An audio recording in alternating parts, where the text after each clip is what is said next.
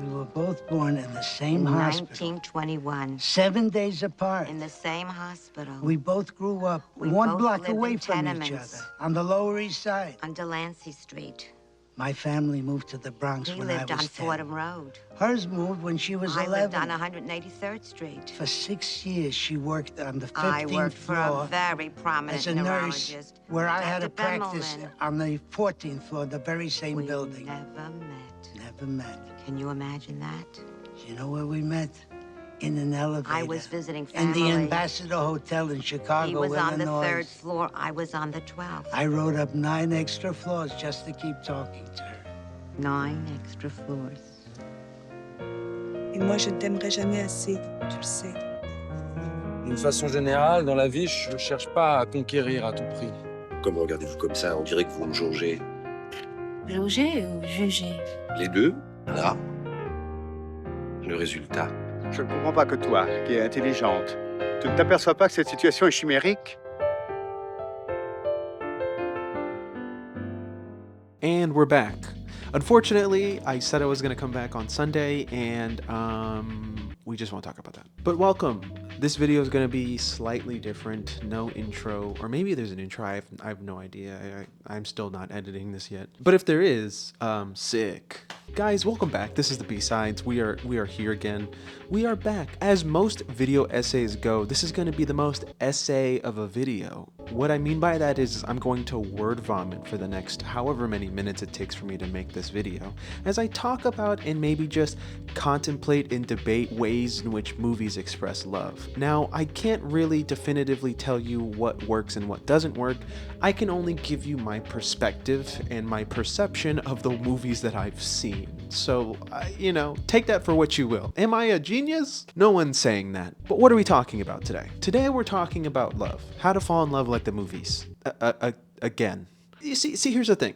Because we can always have this first love, this first interpretation of love where it's just raw and beautiful and 17,000 people watch the video and you're like, wow, that's incredible. And then you got to come back with the follow-up video and then you get really nervous and you're like, can I love again? Can I make another video that good?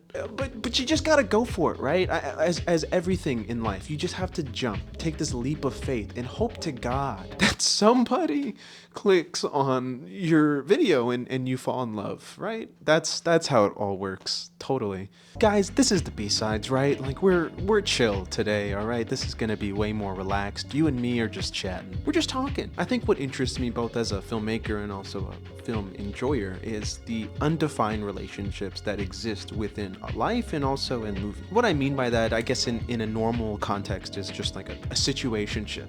Those relationships we have with people that make no virtual sense. The things that latch us together with no particular labels or definitions or communication at all, if you will. But in movies, these are explored in variously different ways. What I love about these undefined will they, won't they stories are that the premise of these things almost always hinge upon the fact that these characters quite literally aren't communicating what they want from each other. And that starts this catalyst of confusion that creates a 90-minute to 2-hour epic story. Things like Before Sunrise even kind of hinge upon this idea that like these two characters need to know nothing about the context of the relationship, but rather just need to know about each other, and that will work enough. Rather than define the thing that they're doing, they just do it. And oftentimes we are at the mercy of emotion when we do things like that. And that's the beauty of an undefined relationship, is that rather than looking at it through the lens of discipline or communication, you're just going off motivation and inspiration and the emotional drive of relationships. And it's a very humanistic way of approaching story, because I think, especially in young people and in young relationships, we are not as in control of our love as we'd like to be. And I think that's a very normal thing that happens. Movies are very unique in that you're not really getting a one-to-one experience. Even the most detailed or specific movies like Past Lives or even Lost in Translation, are not giving you the full up and down from start to finish, real reenactment of this story. Rather, a series of moments that come together to create a feeling, an emotion in which we latch on to, a feeling that makes us understand the relationships, makes us understand the motivations within these characters. Everything is heightened. Even the things that you don't think are heightened are heightened. But that's by design, right? And I want to know how that works, because if you didn't know, I'm trying to make a movie. And it would be really fucking nice if I learned how to make a movie before I made a movie. You know what I mean? So how do you do that? I guess you just watch movies, right? So let's do that. But the first thing I kind of want to explore is this opening sequence that is oftentimes meant to cement what the story is going to be. I think if you've ever been to like a film school or a film writing class or anything like that, that's probably one of the first things people will tell you is you need to write a teaser or a first 10 pages of your story that is going to encapsulate your film, entice the reader, interest your producer, and make that movie. So in some ways, it comes as no shock to people when they say your first few minutes are going to be the most important thing. But a movie like Jules and Jim, for example, is a phenomenal way to introduce character and also tone and story. Now, if you have no idea what Jules and Jim is about, I very much encourage you to watch this movie. I personally think that Jules and Jim is a wonderful example of the relationship we have to love, both platonic and otherwise. And for those of you who have never seen it, have no interest in it, you could just say, yeah, it's challengers, but old. So with this in mind, I kind of want to explore what that catalytic moment is, that intro to our stories. That first few minutes of the movie, the teaser, that can, in many cases, describe what you're expected to see in the film. The first thing that I want to look at when it comes to movies is a French film known as A Tale of Winter by ARE Rohmer. Now, I'm saying it the American way and I apologize, but A Tale of Winter is probably the perfect example to explore this concept of an opening.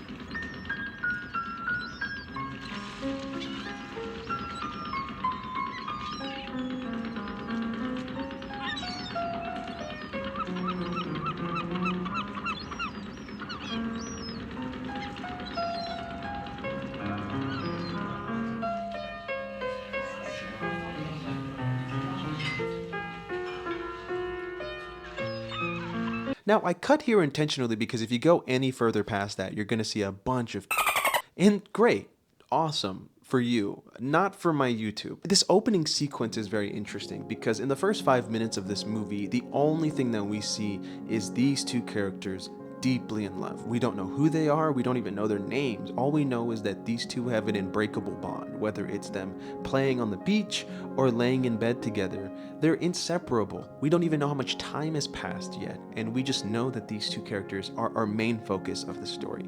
Or at least that's what we think. Because right after this moment, we get this. C'est facile à retenir.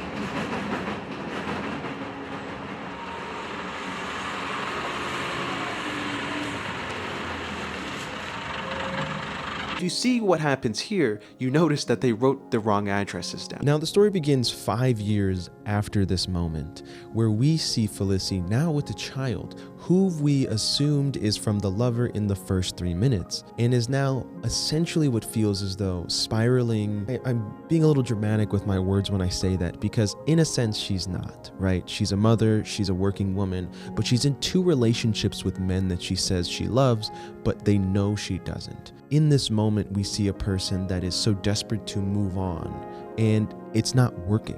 As we see with these relationships she ends up in, there is a barrier that she has. There is a wall that stands between her and them that she will never, ever, ever let them cross. Despite having feelings for them, despite wanting to make things work, she, within herself, can't seem to move on from this relationship. This feeling of misery persists in her day-to-day life. And as the story progresses, we see her desperate to try to get out of this feeling, while at the same time swearing by this man. She swears that this is the person of her dreams, the person that she cannot live without, and yet here she is living in the present day without this person. The effect is miserable. She's unhappy, She tries to do everything in her power to be happy, and it's not working. So what can you do in those moments? Well, in the case of Felicity, you double down on the misery. Who you love matters, right? And you sometimes can't control those feelings. For me, one thing that I wanted to take away from this movie was this feeling of uncontrollability, where you oftentimes are at the mercy of your emotions, whether it's who you love or how you love. Sometimes we want to be in control, but we can't be.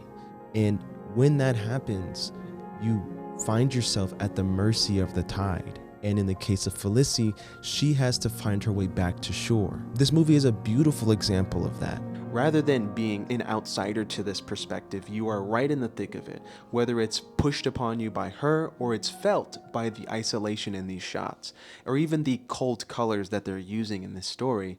It keeps you in that feeling of longing and loneliness. To me, this is filmmaking at its best, right? This is where you are not a passive viewer of this story, but you're an active participant of the relationship. Because I think we've all been here, right? Maybe not all of us, but you have no concept of whether or not this person even wants you, and yet here you are almost every hour of the day just waiting for a call or even just hey, I found you. And so when looking at stories like this, the question kind of becomes, for people that aren't as lucky as her, what do you do? How do you reconcile with these feelings? Can you really move on from them? Can you actually move past them? Obviously the answer is yes. With time, anything can happen, but I mean, just really follow me, right? Just keep asking the question, all right? There's still a catalytic moment that has to happen, in my opinion, that kind of lets you go into the unknown, lets you go into moving on and allowing these relationships to fully die within yourselves. But I'm curious how you guys would interpret that. What I love about Eric Rohmer's A Tale of Four Seasons is that he's exploring almost every facet of love, whether it's friendship, whether it's longing, whether it's marriage. These are all stories that are being explored through various characters in various seasons. It's such a beautiful story, and I highly encourage anybody to check it out. Another undefined relationship story that I really enjoy is Medicine for Melancholy by Barry Jenkins. Now, if you haven't seen this movie, I understand. You should go watch it right now. It's on YouTube for free. My favorite thing about this opening sequence is that within the first 10 minutes of this story, we don't know who they are to each other.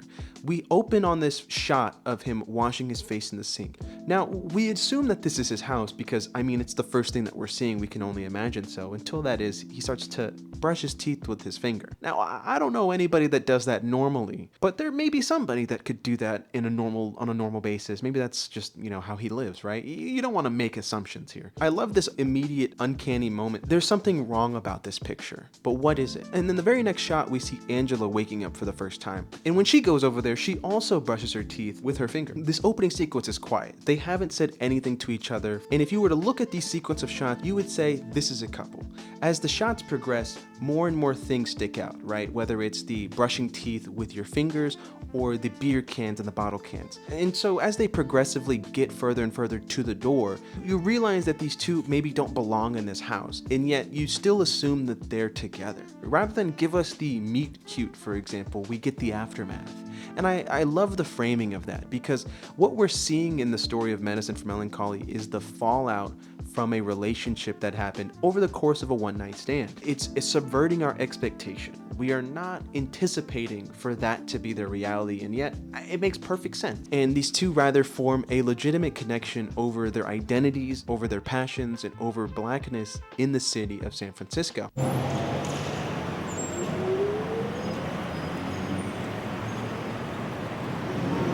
Sylvia Strickland. What? Sylvia Strickland. It's a game. Name the song that she had sampled and by who. Come on, Sylvia Strickland. I don't listen to music like that. All right. Sylvia Strickland, You Can't Turn Me Away, or Little Kim's Get Money. How's it go? You can't turn me away. Okay, I think I remember. It's basically the same song, right? Yeah. You might have pushed on that one.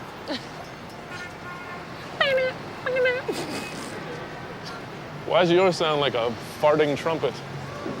What better of a way to start than to show us how familiar unfamiliarity can be? Barry Jenkins strips the movie of Hollywood narrative, and instead he focuses on the emotional weight of the result of that moment. And the fact that we see these characters in relative quietness, in isolation, but yet you still feel like they are comfortable together. Micah's persistence and the opening up that he does allows Angela the space to give herself to him. And then when we find out that she's in a relationship, it becomes far more complicated, because by the time we know that she's with somebody, we've already established the relationship with Micah. To me, I see a relationship between Medicine for Melancholy, Lost in Translation, and even The Worst Person in the World. We are seeing characters that can relate more to the strangers and the estrangement of their relationships than they can to their partners. And so we see characters longing for a feeling again, longing for that uncontrollable emotion, because at some point we do get routine or disciplined and expect certain things to come about. And oftentimes what makes love so lovely is the unpredictability.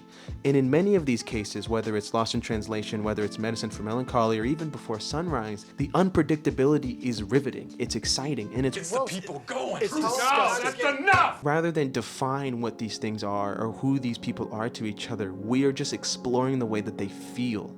And the feelings in this movie are what matter, rather than the particulars of, is she gonna stay with him? Is she gonna leave him? It's rather about, can I feel liberated by the feelings that I'm experiencing in this moment? And whether it's Lost in Translation or Medicine for Melancholy or even Before Sunrise or The Worst Person in the World, you're seeing a form of liberation emotionally with these characters that is searching and seeking and oftentimes longing for somebody to be that catalyst for them. And most people get into situationships for that feeling. You know what I mean? Let's keep it a buck here, guys. I mean, we can keep it honest. We want to feel excited. We want to get the butterflies, and we want to feel like we are going to burst out of ourselves. It's part of the joys of relationship. Now, we've talked a lot about this idea of an undefined love, relationships that exist with no context. But as you age and hopefully mature, you don't have to. That's optional, I guess. If you do decide to mature as you age, love as a choice, both in cinema and in life, can be kind of a foreign or even abstract idea,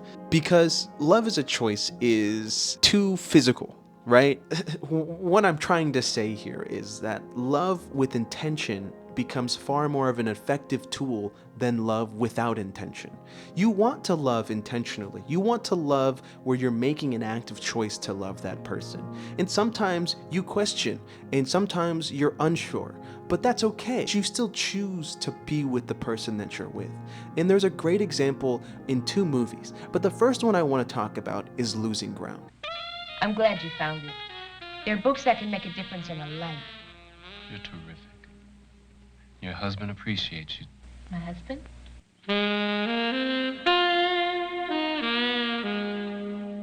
Losing Ground is a movie about a professor and a painter set in a big city, 20 years into a marriage or something like that, and are practically at the end of their relationship. We see the professor who's now kind of entertaining the idea of being with one of her students, while the painter is playing with the idea of just Puerto Ricans.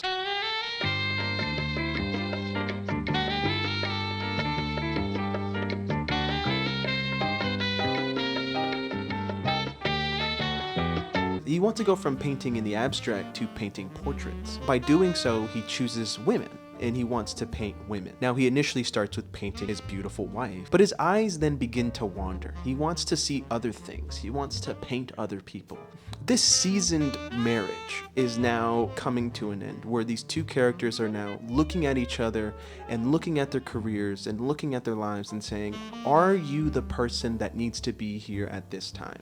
To me, in this movie, we're seeing the concept of love as a choice being volleyed back and forth, almost like a tennis match, if you will. In this case, you have these 2 characters that don't really know how to live without each other, just as much as they don't know how to live with each other.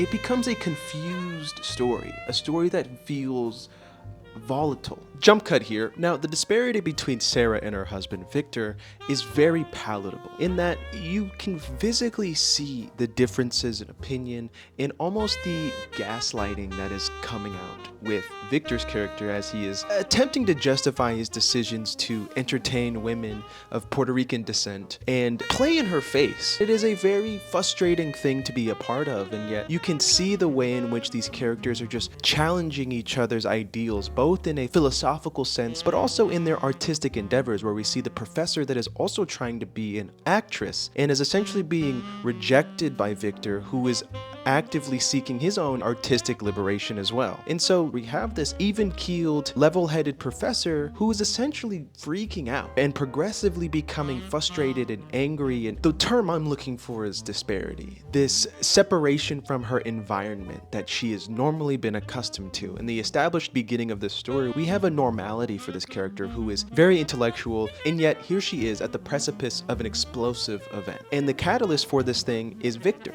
her husband, the person that is supposed to be protecting her stasis, protecting her reality. Now, if you've never heard of this movie, again, you're good. Just don't worry about it. Go watch it. This movie came out in 1982 by one of the first black female film directors. Unfortunately, Kathleen Collins died a few short years after making this movie, and we never really got to see a theatrical release up until 2015 when her daughter decided to restore this film. Yet I still think that this movie has so much cultural impact in the fact that not only are we seeing representation on an intellectual and high concept way in a similar fashion that any other white film would do, we are getting this in the height of 1980s, which is not so far removed from the civil rights as you'd like it to be.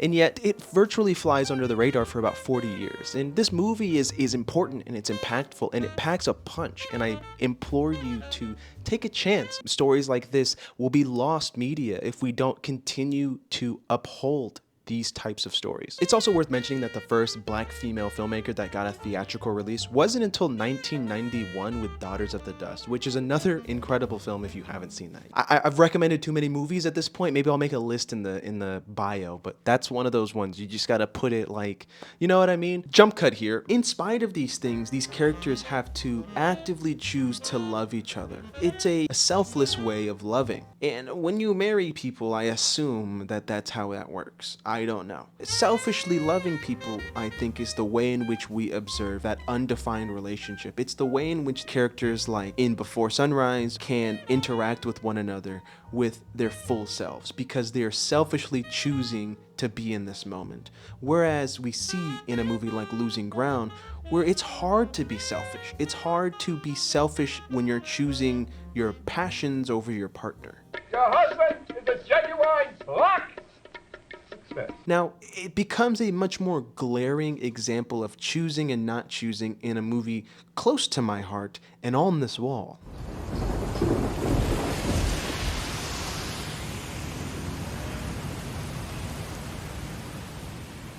Now, Yi Yi is a beautiful, beautiful, beautiful movie deserving of an entire video about an hour long to describe the intricacies of this story. But today I want to focus on the particular relationship that NJ has, the main character, with both his wife and his first love. Now, the movie begins with this day being established as the luckiest day of the year. Now, before I go into the specifics of the storytelling, I love the way in which this is framed, with this almost objectivity. But if you don't know this movie, which is okay if you don't, Yi Yi is a movie to come out of Taiwan during the Taiwanese New Wave, and it is a meditative film on the life of a family as the matriarch goes into a coma. So at this moment, we have our central characters, that is NJ, the daughter, the son, and the wife, going into what seems to be individual existential crises. The wife essentially, for lack of better words, loses her sensibilities. She begins to question her whole existence. What has she done to this point in her life? How has she not done more? Where is her life going to go? And is she going to die in the same way? 我觉得我好像白活了，你知道吗？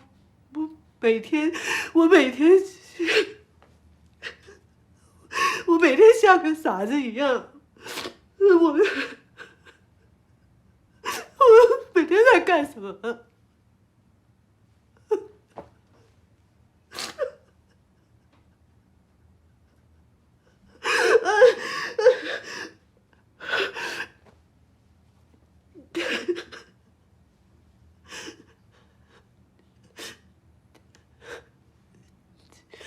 假如我有一天我要干嘛呀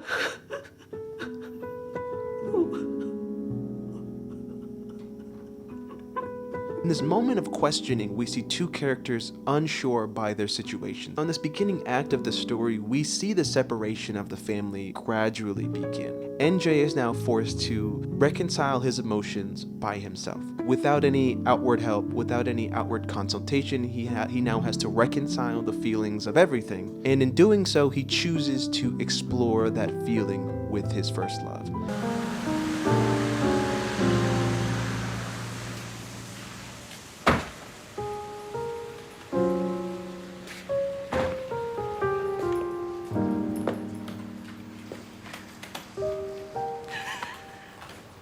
What we're seeing with NJ and his first love is that they're trying to reconcile with the decisions that they made, the choices that they made to love other people, and whether or not those were the right decision. We see this push and pull similar to Losing Ground, where it's this unassured emotional volatility where these characters are just throwing their feelings at each other, and they're frustrated and they're unresolved, and yet they go back to the serenity and the simplicity of love again. NJ is now coming to terms with the idea that his whole life is about to unravel.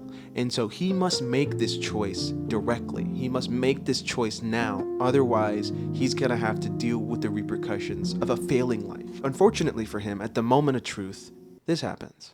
我人好累啊，我想进去睡觉，可能一觉到天亮。那我明天早上一起叫你吃早餐。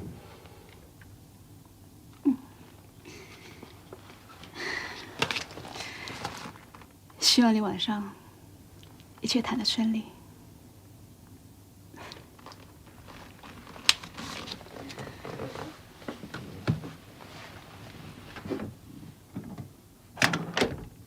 阿苏一，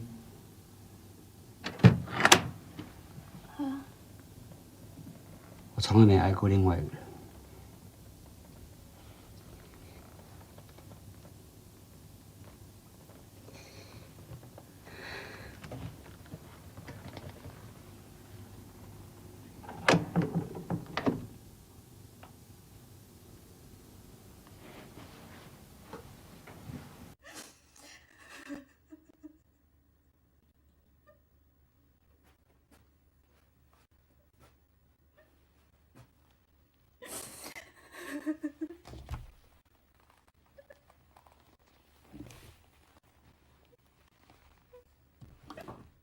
Jump cut here. Now, I would say the story of Yi Yi as well as Losing Ground can be defined in three ways. And the first one being the everyday depictions, this establishment of a normality that is with these characters, an expectation that this is the way the world works. And the second part of it is this disparity, the moment when these characters are separated from their environment. Most people would call this an inciting incident, and that's fine. That's also a thing. With this inciting incident or this moment of disparity, we see these characters going on an emotional, complicated journey of trying to center themselves in their environment and the struggle that comes with that. We have this exploration that goes on both in the story of NJ, but in the story of Sarah as well. And then this final thing that we have is this moment of stasis. And this is where we pick up at the end of this scene that we just saw, which is NJ's making a decisive action. This disparity that he's had with his first love, it's now reached its conclusion. And now what we're left with is this wait, which is that this is a 17 years too late date. These two characters were potentially waiting around for each other for a lifetime of a high school senior, and yet could not find the time or the chance to actually reconcile these emotions until it was far beyond repair. And so to return to reality for NJ, he has to accept the moment that he is in. He has to make the decisive decision, not only in his work, reconciling the relationship with his wife, his family, while also accepting the loss of somebody important to them. And this movie can stand the test of time to emphasize the idea that life can also be movie-like. Life can also have these moments where we don't feel attached to our people or our place or our feelings. And when we explore why those things happen or where these feelings are going, we oftentimes find roadblocks, obstacles, or even dead ends in some cases. This story reminds us of the humanity that movies can give us. But I think it's important that when exploring these feelings and exploring these emotions, that we are open to the outcomes of these things, because oftentimes they do not play out the way that we assume movies would play them out, right? I mean, as we've seen with a lot of these films and a lot of these examples in this video, there are times when we win and there are times when we lose, and sometimes we just have to take the good with the bad, right? Again, not reinventing the wheel with these ideas. And these are things that we can look at as more than just media and more than just entertainment, but conversations with our elders almost, where people are upholding these beliefs and these experiences and saying, hey, you don't have to make this same mistake as me. Or if you do, here's what's gonna happen. Jump cut here. Now, where does that leave me? Were we still talking about me in this thing? I don't know. In the interest of self-reflection, I think that I've tried to make a bunch of short films about love in different ways, and I never really knew how to do it, never really knew how to express it, and I would always just try different things and hope that something made sense. Most of the time the answer was no, and that's okay. The movie The Outskirts of Time, which is on my YouTube channel, was something that I really wanted to make a story about the obscurity of loving people in place. In my initial idea, I wanted to create objective frames, similar to the way in Yi Yi we have these very slow-paced still frames that are telling the story within one image, and I really wanted to channel that energy in that movie, and I think ultimately what I learned was maybe I was too far away. But that's more of an observation on myself rather than a commentary on anybody involved in the production, because I think everyone was great and they did everything that I asked them to do. To me, I think I was more focused on the place than the people, and in movies, ultimately it comes down to the people, not the place. But the relationship between those things is what I wanted to talk about and still do. So I kept trying to explore that story, and I think in the next things that I was doing, I kind of focused on it more of like this documentary style. So I did these like little portraits on dating, and some of them look like this. I enjoy being single. I've been on Hinge for about 7 years now, and you know, I've learned a lot about love and relationships, and I think ghosting has this negative connotation to it, and personally I disagree. You don't owe anybody anything, you know? It doesn't do a whole lot of good to go explaining yourself. I honestly think it's a little easier to forget and to just move on, because that's what the apps are for, right? We're not meant to be so committal from the jump. We're meant to try to find out if we really like someone. It's part of the zeitgeist. That's how people move now.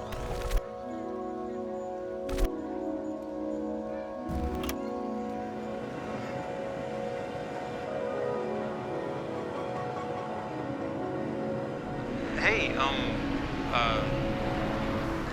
I haven't heard from you for a minute, so I was just, I was out and I happened to come by Cisco's. We used to have a lot of fun in Cisco's. Not to be weird or try to like put a whole bunch of emotion on anything, but just I kind of miss, you know, seeing you. So yeah, come on out if you can, and I'll be here.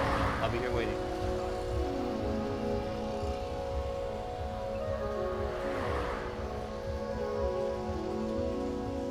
These were just me like pointing a camera and I try to just keep it as simple as possible. The result I was ultimately happy with. I think the things that I question on these things more or less is just kind of the framing and lighting. At least on that train shot, I kind of wish I was, I brought a light. I didn't bring any lights, and that's kind of why it looks like that. I just was like, well, fuck, I'm just gonna shoot this. The thing that I wanted to do with these short films is to place people in the lie. I think oftentimes when you put a camera in front of anybody's face, whether it's on a 20v1 or a man on the street or even a dating app, they're going to give you the best representation of themselves and reject oftentimes the parts that they don't like. And so more or less, you are not going to get the full and honest truth about this person unless you perceive them yourself. And so for me, I wanted to make a series of shorts where you're seeing the perception that they put in front of the camera versus the reality that they live behind. And so in the example of Jamal, who plays in this moment, we see one person that's rejecting this idea of monogamy, while the other is longing for the love that he just lost. In the example of Caroline, we have somebody that is actively rejecting the love of a person that she had while ignoring their calls. I like being alone. It's better that way. You know, I'll focus on me, I'll do my thing.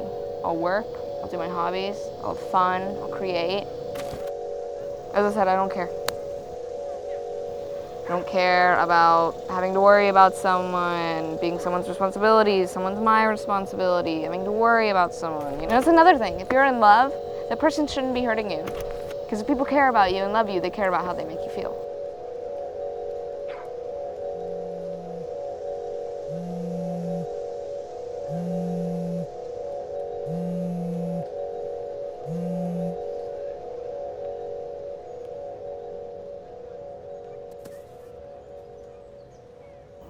So be it. Never been in love.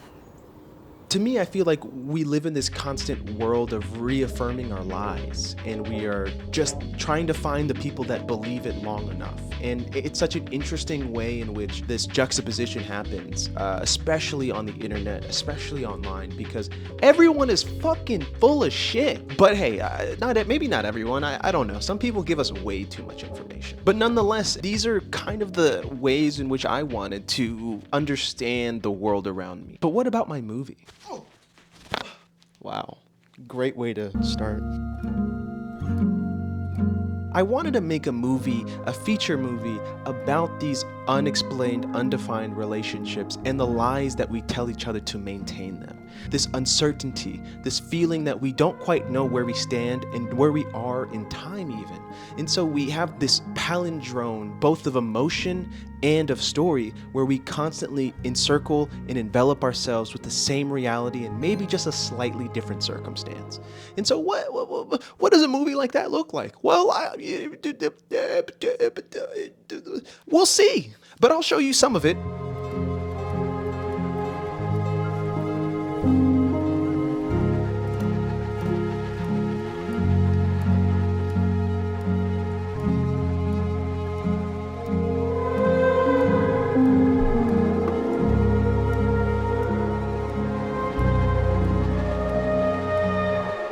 Thank you guys if you got this far into the video for watching. Hopefully you enjoyed some of my commentary, some of my beliefs, some of my ideas. It's, you know, it's kind of a bitch to make these videos because it's a lot of thinking and overthinking and underthinking. I'd love to do more explorations of individual directors and the way in which they've told stories over a period of time. I think that's also a very interesting way of critically looking at media, critically looking at movies.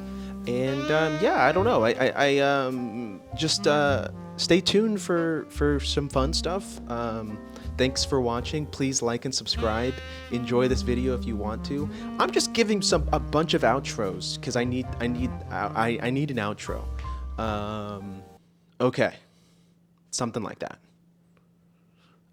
Thank you, I guess. You should totally dude, I have nothing to say. Alejandro!